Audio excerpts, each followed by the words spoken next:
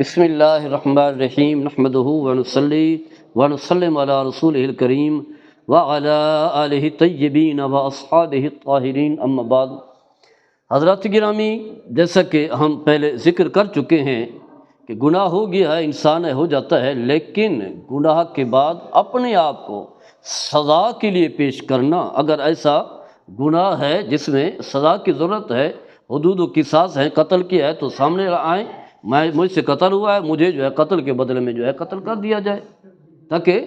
دنیا میں جو ہے سزا مل جائے اخروی سزا کے مقابلے میں۔ یا اسی طرح جو ہے زنا ہوا ہے تو اپنے آپ کو پیش کرنا، غیر شادی شدہ ہیں تو کوڑے کے لیے پیش کرنا، اور شادی شدہ ہیں تو سنسار ہونے کے لیے پیش کرنا۔ اسی طرح باقی جتنے بھی جرائم ہیں اس کے لیے جو اپنے آپ کو پیش کریں، تو اس کا فائدہ یہ ہوگا کہ دنیا میں کوئی بات نہیں ہے، کوئی کس نام سے پکارتا ہے، کوئی کیا الزام لگاتا ہے، ان چیزوں کی پرواہ نہ کریں،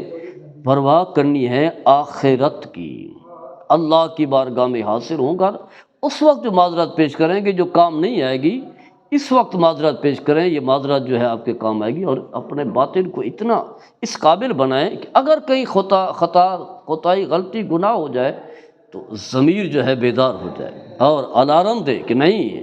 رات کی نیندیں جو ہے ختم ہو جائے، دن کا سکون جو ہے ختم ہو جائے، کھانا پینا جو ہے ختم ہو جائے، جب تک کہ اس گناہ کی معافی نہیں ہو جاتی یا اس کی سزا جو ہے نہیں مل جاتی۔ جب سزا مل گئی، گناہ کی معافی مل گئی، تو پھر آپ کو ایسا اطمینان قلبی ملے گا، اور اس سزا کی وجہ سے آپ کو ایسی لذت آئے گی، چاشنی ملے گی، ایسا سکون اور روحانی جو ہے اہمیت ملے گی جس کا آپ جو ہے وہ تصور نہیں کر سکتے۔ ایک اور مثال، یہ بھی صحابیہ ہیں، خاتون ہیں، حضرت غامدیہ جو ہے نام کی خاتون ہے، حضرت بریدہ اس حدیث کے راوی ہیں،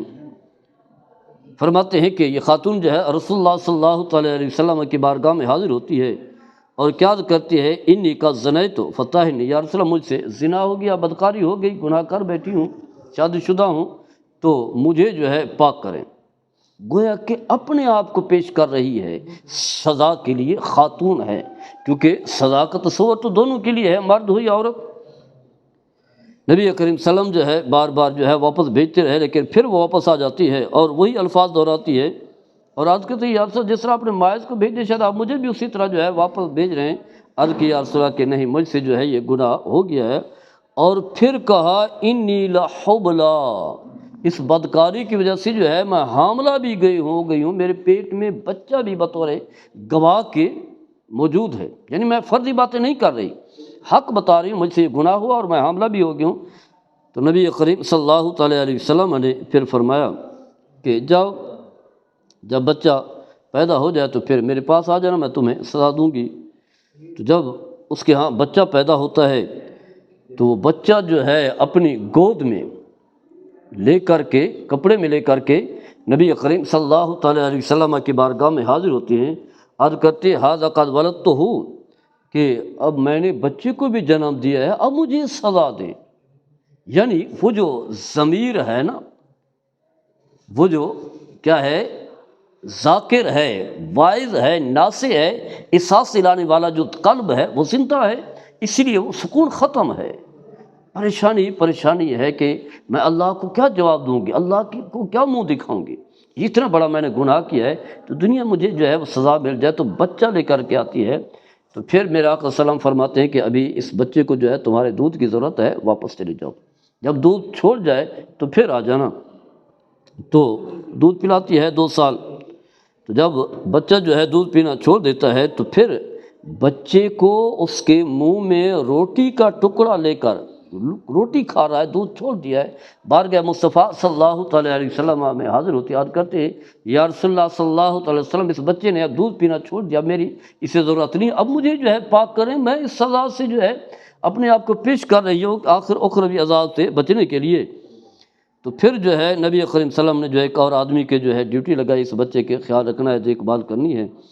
اور پھر گڑھا کھودا جاتا ہے، اس کے سینے تک جو ہے گڑھا کھودا جاتا ہے۔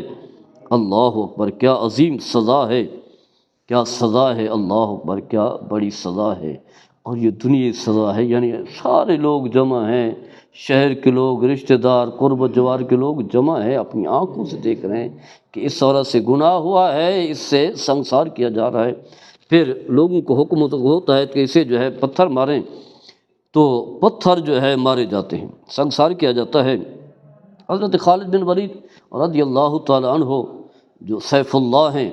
اللہ کی تلوار ہیں، وہ بھی ان لوگوں میں شامل ہیں جو سنگ باری کر رہے ہیں، پتھر مار رہے ہیں۔ پتھر مارتے ہیں تو وہ پتھر جو ہے ان کا اس خاتون کے سر میں لگتا ہے، تو وہاں سے خون کے چھینٹے جو ہے ان کے جسم پر، حضرت خالد بن ولید کے کپڑوں پر، ان کے چہرے پر جو ہے وہ چھینٹے آتے ہیں۔ تو حدیث کے الفاظ ہیں فصبھا، آپ اسے عورت کو گالی دیتے ہیں۔ نبی کریم صلی اللہ علیہ وسلم جو حضرت خالد بن ولید کے کلمات سنتے ہیں تو آپ سلام فرماتے ہیں کہ محلا یا خالد، اے خالد ٹھہر جا، رک جا، کیا کہہ رہے ہو؟ اب وہ پہلے والی خاتون نہیں ہے، اب اس نے توبہ کر لیا، اپنے آپ کو اللہ کی بارگاہ میں پیش کر دیا ہے، حد کے لیے تیار ہو گئی ہے، اب سزا کے لیے اپنے آپ کو پیش کر دیا، وہ پہلے والی گناہ گار نہیں رہی، اب جو ہے اس کی حیثیت اور وقت ہے۔ اور پھر اس کے بعد فرمایا فوالذی نفسی بیدہ لقد تابت توبۃ لو تابها صائب محسن لغفر له، فرمایا کہ اس نے ایسی عظیم توبہ کی ہے، ایسی توبہ کی ہے کہ اس جیسی توبہ کسی کی ہو ہی نہیں سکتی۔ فرمایا جو بھی توبہ اس طرح کی کرے اللہ تعالیٰ اسے معاف فرما دیتا ہے۔ پھر آپ نے حکم دیا، آپ نے باقاعدگی سے اس کی نماز جنازہ پڑھائی، خود امام الانبیاء نے نماز جنازہ پڑھی ہے۔ دیکھیں جب انسان اپنے آپ کو پیش کر دیتا ہے، سزا کے لیے پیش کرتا ہے، تو پھر اس کے گناہ دھل جاتے ہیں، پھر وہ نیک اور صالح ہے، اب وہ بدکار نہیں، اب وہ گناہ گار نہیں، فاسق و فاجر نہیں ہے۔ آپ خود جو ہے نماز جنازہ پڑھاتے ہیں اور اسے دفنایا، باقاعدگی سے دفنایا بھی جاتا ہے۔ لیکن اگر جو ہے ہم اسی طرح کے جرائم بھی کرتے رہیں، قتل بھی کرتے رہیں، زنا بھی کرتے رہیں، چوریاں بھی کرتے رہیں، لوگوں کا مال بھی چھینتے رہیں، زمین پر قبضے بھی کرتے رہیں، اور یہاں تک کہ بڑے بڑے عہدوں پر بیٹھ کر کے جو ہے کبھی کسی علاقے میں لوگوں کو ستا ہے، کبھی کسی علاقے میں، کبھی کسی شہر میں، کبھی کسی جو ہے وہ آبادی میں، تو گناہوں کا تو اتنا ڈھیر ہوگا، توبہ کا موقع بھی نہیں ملے گا، پھر دل اتنا زنگ آلود، پلید، خبیث، منحوس بن جائے گا، پھر بھی ہم معاشرے میں پھر رہے ہوں گے، ہم یہی کہیں گے کہ ہمیں جو ہے وہ تو معافی جو ہے ہمارے لیے کوئی سزا ہی نہیں ہونی چاہیے، کوئی سزا دینے والا بھی نہ ہو، تو کہاں تک بھاگتا ہے انسان، کہاں بھاگے گا؟ اسرائیل علیہ السلام روح قبض کریں گے، سب کچھ اس دنیا میں رہ جائے گا، آپ گناہوں کا ڈھیر بھار لے کر کے آپ جا رہے ہیں، پہاڑ کھڑے کر کے جائیں گے، تو اس وقت جو ہے جب اربوں لوگ ہوں گے، اربوں لوگوں کے سامنے پوچھا جائے گا، اس وقت جو ہے پھر جو سزا ملے گی، جب گھسیٹ کر دوزخ کی آگ میں پھینکا جائے گا، اس وقت جو ہے وہ اس منظر کو جو ہے تصور کرے، جب کہے کہ یا ربنا غلبت علینا شقوتنا، یا اللہ پھر ہم بدبختی ہم پر غالب آ گئی، ہم یہ گناہ کر بیٹھے۔ قرآن میں بہت سارے مقامات ہیں جہاں فاعترفنا، ہم اعتراف کرتے ہیں گناہ یہ ہوا، یا اللہ معاف فرما دے، تو اللہ فرمائے گا کہ نہیں، اب کوئی معافی نہیں ہے، اب معافی کا تصور جو ہے وہ ختم ہو چکا ہے۔ تو ہم کیسے لوگ ہیں، بڑے عجیب لوگ ہیں۔ اللہ نے ہمیں یہ شعور جو دیا ہے، اس شعور کو جو ہے اپنے ہاں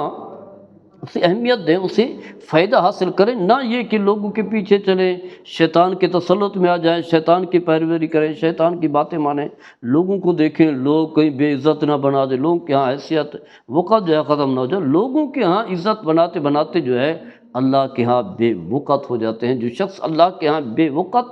بے عزت ہو گیا، چاہے پوری دنیا جو ہے اسے عزت دے رہی ہو، اس کی کوئی عزت اور کوئی وقت نہیں ہے۔ ہاں جو اللہ کے ہاں معزز ہوا، چاہے پوری دنیا مخالف ہو جائے، وہ عزت والا ہے، وہ قدر و منزلت والا ہے۔ اس دنیا سے جب جائے گا تو اللہ کے فرشتے اس کا استقبال کر رہے ہوں گے، جنت سے اس کے لیے کفن لایا جائے گا، جنت سے اس کے لیے خوشبو لائی جائے گی، اس کی روح جو ہے وہ اعلیٰ علیین میں پہنچے گی، آسمان کے دروازے کھلتے چلے جائیں گے۔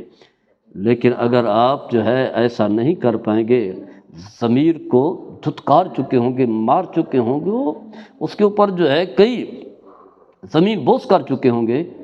تو پھر آپ کی بھی کوئی حیثیت نہیں۔ اور حقیقت یہ ہے کہ آپ زمین پر چلتے پھرتے جو ہے ایک مردار کی طرح، اگرچہ زمین پر چل رہے ہیں لیکن آپ ہیں مردہ انسان کی طرح۔ لیکن اگر آپ اپنے آپ کو اللہ کی بارگاہ میں پیش کرتے ہیں مخلوق خدا کے سامنے اپنے آپ کو پیش کرتے ہیں، اپنے آپ کو سزا کے لیے پیش کرتے ہیں، تو چاہے آپ اس دنیا سے چلے بھی جائیں تب بھی جو ہے وہ زندہ ہیں۔ انشاءاللہ آگے چل کر بھی ہم اس پر گفتگو کریں گے۔ اللہ تعالیٰ ہم سب کو عمل کرنے کی توفیق عطا فرمائے۔ وما علینا الا البلاغ۔